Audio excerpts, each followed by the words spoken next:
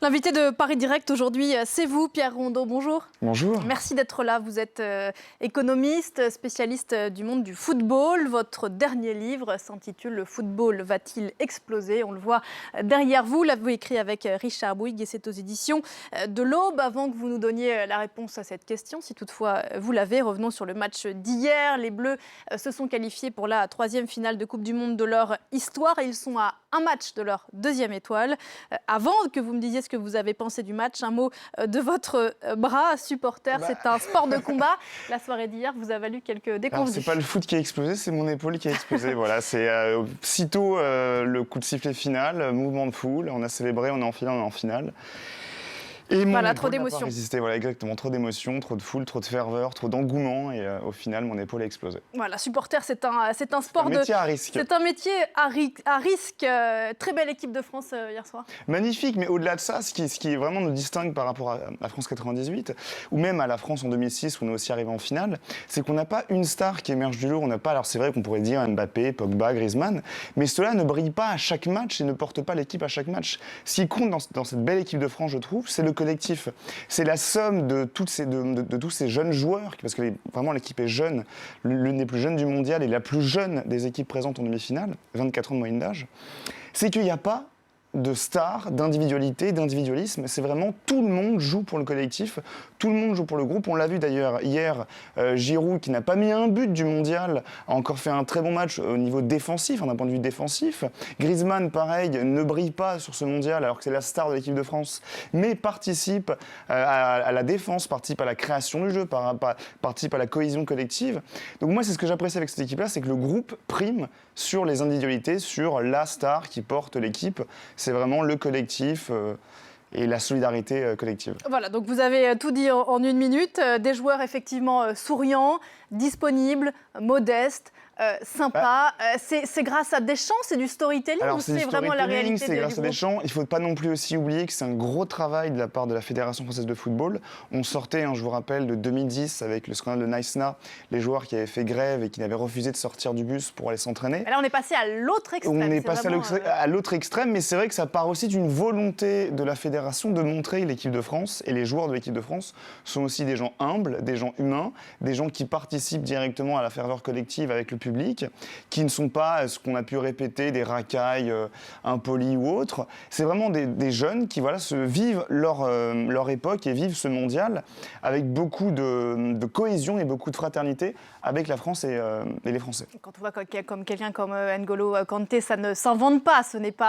Il n'est pas en représentation de lui-même, cette modestie, cette sympathie. Oui, c'est sûr. On lui a pas dit il a l'air sympa. On pourrait aussi citer Mbappé, 19 ans, une maturité qui lui a annoncé à 19 ans, c'est vrai, alors on pourrait me dire que parce qu'il a un très bon salaire, mais il a quand même annoncé que l'ensemble des primes qu'il touchera en tant que participant à la Coupe du Monde seront reversées à des fondations et à des associations. Donc c'est vrai que il est dans l'humilité, il est dans l'échange, dans la gentillesse, je dirais. Il va donner parce que si l'équipe de France remporte la Coupe du Monde, c'est 300 000 € de primes par joueur de l'équipe de France.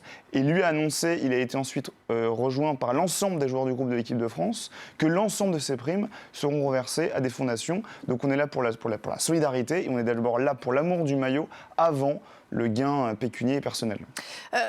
On l'a évoqué, est-ce que la touche Deschamps joue beaucoup dans ce collectif, dans cette façon d'être ? Justement, c'est Deschamps qui a été capable de créer ce collectif. On avait beaucoup critiqué Deschamps du fait qu'il ne prenne pas, soi-disant, les meilleurs joueurs. On a débattu sur Benzema, qui serait le meilleur attaquant français. Il a préféré prendre Giroud, qui ne joue pas tout le temps en Angleterre, que ce soit Arsenal ou à Chelsea.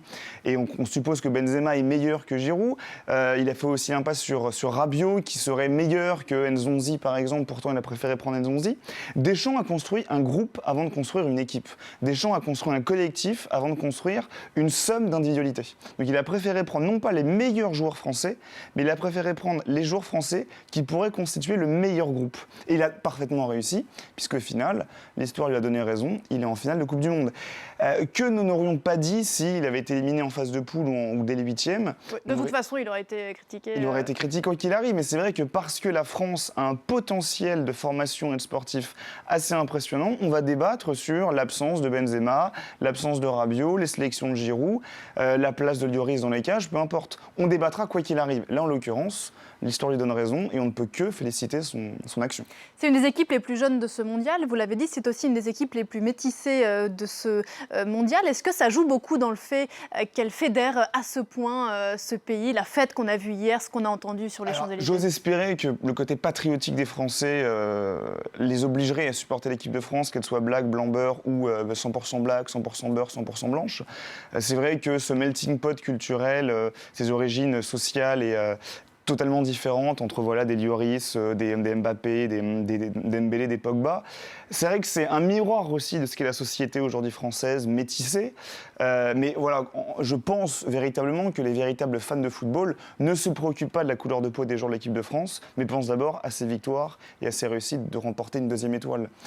Si elle avait été, encore une fois, je le répète, 100% blanche ou 100% noire, du moment qu'elle est en finale, les vrais fans de foot ne s'en préoccupent pas et pensent d'abord au football. Alors, toutes les questions sociales et raciales, c'est vraiment annexe, ou alors ça ne préoccupe que les gens qui ne s'intéressent pas au football.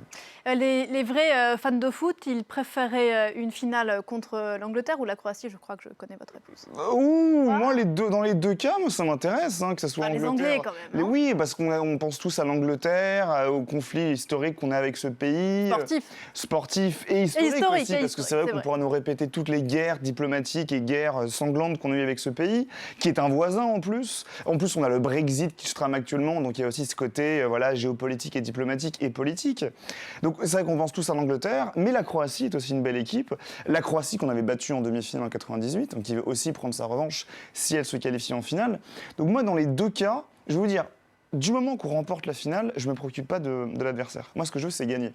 Que ce soit l'Angleterre ou la Croatie, dans les deux cas, du moment qu'on a la deuxième étoile le 15 juillet, je serais content. Alors, à part le cœur des supporters comme le vôtre, à part la joie, à part la liesse populaire, qu'est-ce qu'un pays a gagné à remporter la Coupe du Monde? Alors, d'un point de vue vraiment purement économique, remporter une Coupe du Monde, si on veut vraiment dire est-ce que ça a des conséquences économiques, je vais d'abord distinguer le court terme et le long terme, et l'aspect individuel microéconomique et l'aspect macroéconomique global.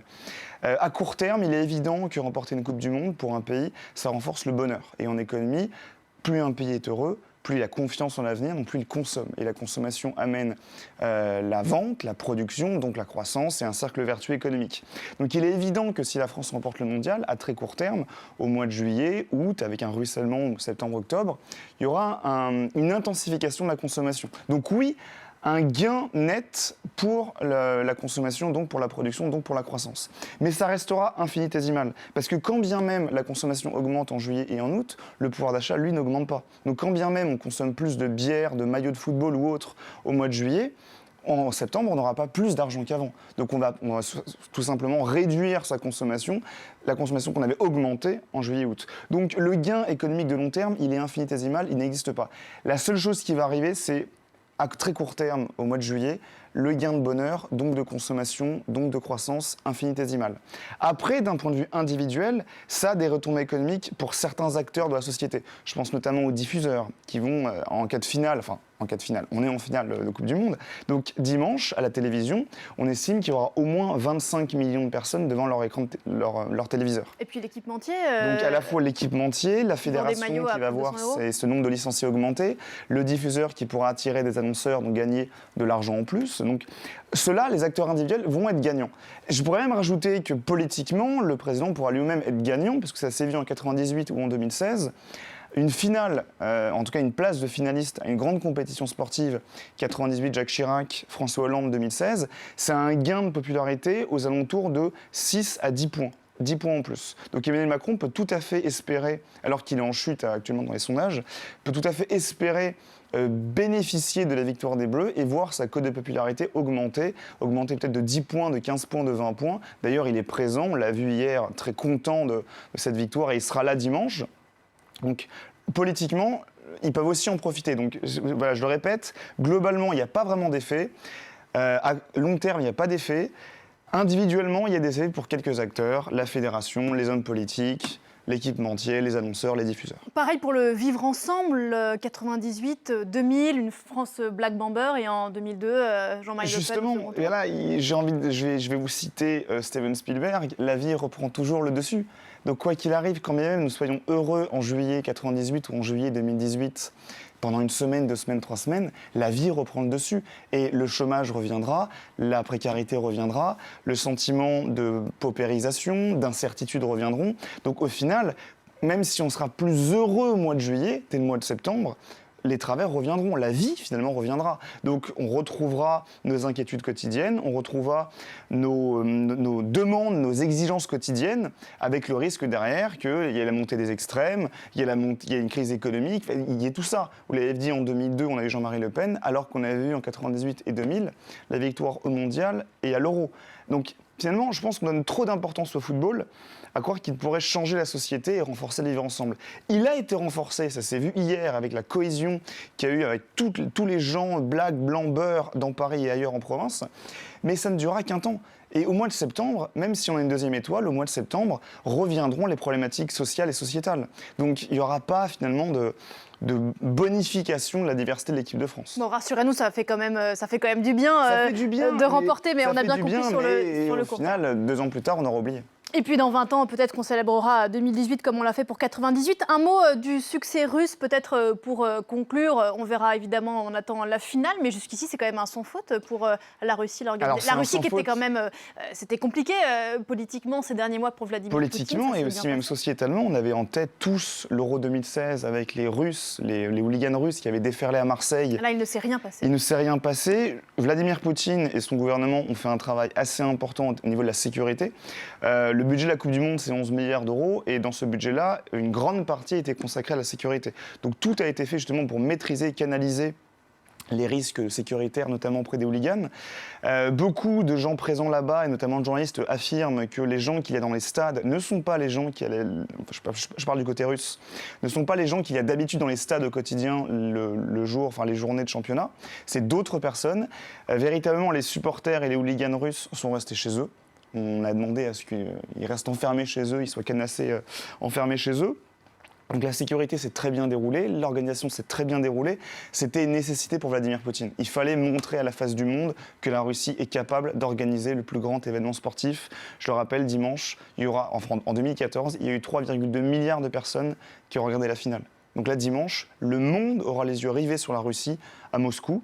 Donc Vladimir Poutine avait l'obligation de maximiser, d'optimiser son organisation et jusqu'à preuve du contraire, il l'a très bien fait. Et la France aura les yeux rivés sur Moscou et cette finale, soit contre l'Angleterre, soit contre la Croatie. Merci beaucoup Pierre Rondeau d'être venu ce matin. Je rappelle le titre de votre livre, Le football va-t-il exploser ? J'espère que votre bras survivra à la finale. Une deuxième étoile vous fera sans doute beaucoup de bien et fera passer tranquillement l'opération qui vous attend. Merci encore à vous.